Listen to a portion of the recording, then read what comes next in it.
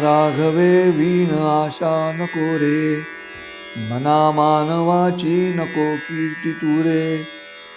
जया वर्णिती वेदशास्त्रे पुराणे, तया वर्णिता सर्व ही श्लाघ्यवाणे. बिना राम जी न आशा हो मन में, नहीं कीर्ति की हो मनीषा हृदय में. जिसे जानते वेद शास्त्र पुराण, करे शुद्ध सारा वही रूप वर्णन. नमस्कार, विश्व शांति दर्शन चैनल पर आप सभी का हार्दिक स्वागत. मन के श्लोक इस मालिका में फिर एक बार मैं डॉक्टर संजय उपाध्याय आपके साथ निरूपण करूंगा और निरूपण है मन के श्लोक क्रमांक 18. समर्थ रामदास जी ने महाराष्ट्र में मनाथ श्लोक नाम का जो श्लोक संग्रह लिखा है, उस श्लोक संग्रह का हिंदी रूपांतर मैं कर रहा हूँ ताकि मन के बारे में हमारे पूरे भारतवर्ष को ये जानने की आवश्यकता है कि ये मन के श्लोक है क्या. आज तक हमने 17 एपिसोड्स किए हैं, आज 18वां एपिसोड है और इस श्लोक में समर्थ रामदास जी क्या कहते हैं. आइए, समर्थ रामदास जी कह रहे हैं राम जी के बारे में, प्रभु रामचंद्र के बारे में. प्रभु रामचंद्र एक अवतार है, भगवान विष्णु का अवतार है, आदर्श अवतार है. वैसे देखा जाए तो हमारा ये दशावतार का जो सिलसिला है वो डार्विन के इवोल्यूशन थ्योरी से मिलता जुलता है, क्योंकि वो बायोलॉजिकल ऑर्डर में चलता है सब. और इसलिए जब पहला मत्स्यावतार है वो पूरा 100% पानी में है. फिर जो अवतार है कूर्म, जो आधा पानी आधा जमीन ऐसे घूमने वाला है. फिर है वराह, जो पानी और मिट्टी के एकत्रित स्थिति में घूमता रहता है, मिश्रण में घूमता रहता है. इसके बाद आया नारसिंह, जो मनुष्य के शरीर का कुछ तो वर्णन लेके उपलब्ध हुआ है.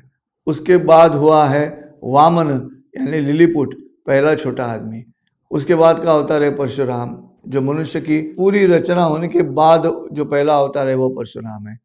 उसके बाद में हमने देखा है वो है श्री राम, आदर्श अवतार है. उसके बाद आता है भगवान श्री कृष्ण का अवतार. श्री कृष्ण का अवतार आने के बाद हमने देखा कि प्रभु रामचंद्र जी को हमने मर्यादा पुरुषोत्तम कहा है, भगवान श्री कृष्ण जी केवल पुरुषोत्तम है, योग वित्तम कहा गया उनको. महाभारत के युद्ध के बाद जो अवतार हुआ है वो है बुद्धावतार. बुद्धावतार इसलिए है कि मनुष्य ने मनुष्य से किया हुआ ये दुश्मनी का जो आविष्कार है वो हमारे दिमागी तौर पे इतना बुरा असर करता है कि क्या ये युद्ध चाहिए या युद्ध नहीं चाहिए. और आजकल हम देख रहे हैं पूरी दुनिया में जो युद्ध चल रहे हैं उसमें मनुष्य की हानि ज़्यादा हो रही है. मनुष्य के साथ साथ जो कल्पनाएं हैं मनुष्य की, उसका भी नाश हो रहा है. ऐसी कल्पनाएं शायद नाश होती रहेगी जिनकी वजह से आगे आने वाली जनरेशन में कुछ अच्छा हो सकता है, लेकिन ये विनाश हो रहा है. अथर्ववेद में जैसे कहा है वैसे होगा. क्या हम इकट्ठा रहेंगे एक दूसरे की मदद के साथ में, या तो नाश हो जाएगा इकट्ठा. सर्वाइव टुगेदर, यही एक आदमी जी सकता है, लेकिन रहने के लिए उसको अन्य मनुष्यों की आवश्यकता है. ये जो श्री राम जी का अवतार है वो आदर्श माना गया है.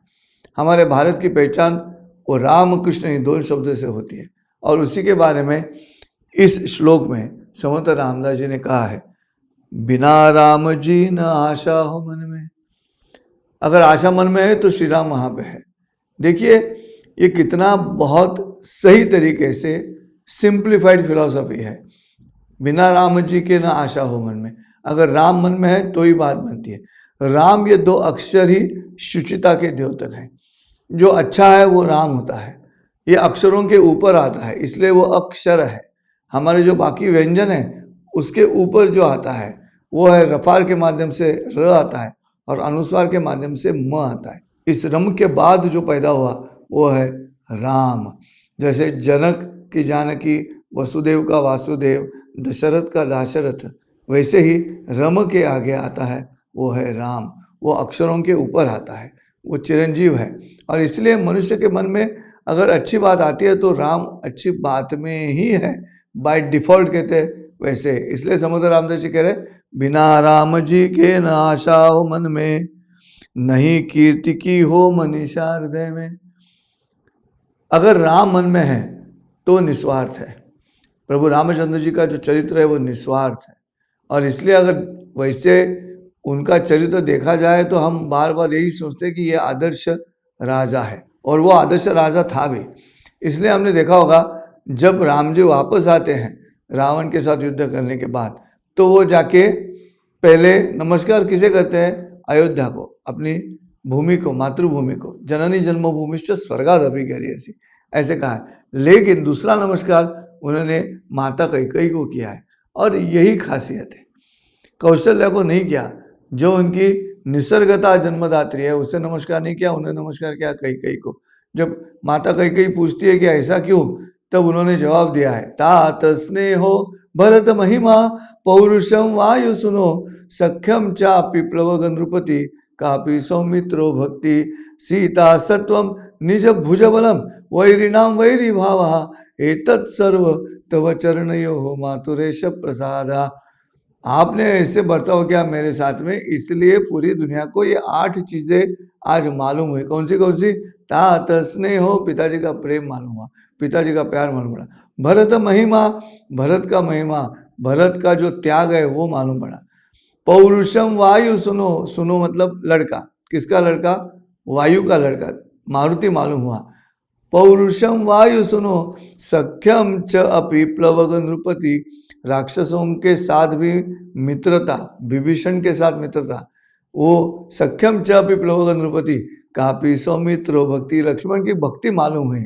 सीता सत्वम, सीता का पातिव्रत्य साबित हुआ, सिद्ध हुआ। निज भुज बलम, मुझे मेरी ताकत का एहसास हो गया। और वैरिणाम वैरी भावा, रावण जैसा आदर्श शत्रु मिला। अगर माता कैकेयी ऐसे नहीं बर्ताव करती थी तो ये 8 चीजें दुनिया को नहीं मिलती। देखिए यहाँ पे निस्वार्थ क्या है, मुझे क्या तकलीफ हुई इस पर उन्होंने भर नहीं दिया, मुझे क्या तकलीफ हुई उस पर उन्होंने ज्यादा ख्याल नहीं किया। उन्होंने ख्याल किया है दुनिया को क्या मिला। और इसलिए जब हम ये श्लोक पढ़ते हैं, बिना राम जी न आशा हो मन में, नहीं कीर्ति की हो मनीषा हृदय में। क्या स्थिति है हृदय की? हमें किसी भी चीज का मोह नहीं है, ये स्थिति है। फिर क्या है? जिसे जानते वेद शास्त्र पुराण, प्रभु रामचंद्र जी को सब जानते, पूरा वेद समझ जाता है राम क्या है, ये 2 अक्षर क्या कहते हैं। पुराण जो है उन्हें पता है राम क्या है।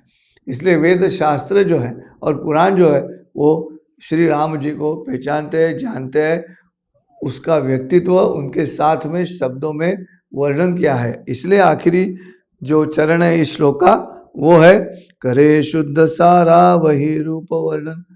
केवल उसका रूप वर्णन भी करे शुद्ध सारा। क्या शुद्ध करता है? आपको एक कथा कहता हूँ।